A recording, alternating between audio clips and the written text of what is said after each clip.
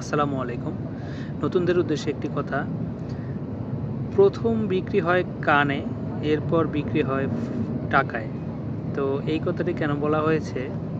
আপনি যদি একটা গ্রাহকের, একটা দোকানদারের কানটাকে যদি আপনার নিজের আয়ত্তে আনতে পারেন, যে আপনার কথা শুনবে, তাহলে অবশ্যই আপনার প্রোডাক্টও কিনবে। আপনার সেইজন্য ১ম বিক্রিটা কানে। এটার উদ্দেশ্য এটাই। এখন আপনি যদি একটা দোকানদার খুবই ব্যস্ত, কাস্টমারের সাথে কথা বলতেছে বা অন্য কোম্পানির প্রোডাক্ট রাখার জন্য সে টাকা রেডি করতেছে বা এরকমের একজনের সাথে কথা বলতেছে, এর মাঝে গিয়ে যদি আপনি কথা বলেন বা এর মাঝে গিয়ে যদি বলেন যে ভাই আমি অমুক কোম্পানি থেকে আসছি, আমার সাথে একটু কথা বলেন, হবে না। আপনার তার ফ্রি টাইম কোনটা সেটা বের করতে হবে।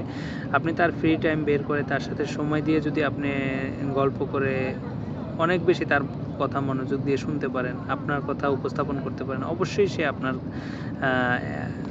প্রোডাক্ট কিনতে বাধ্য। তো এই জিনিসগুলো খেয়াল রাখবেন। আসসালামু আলাইকুম।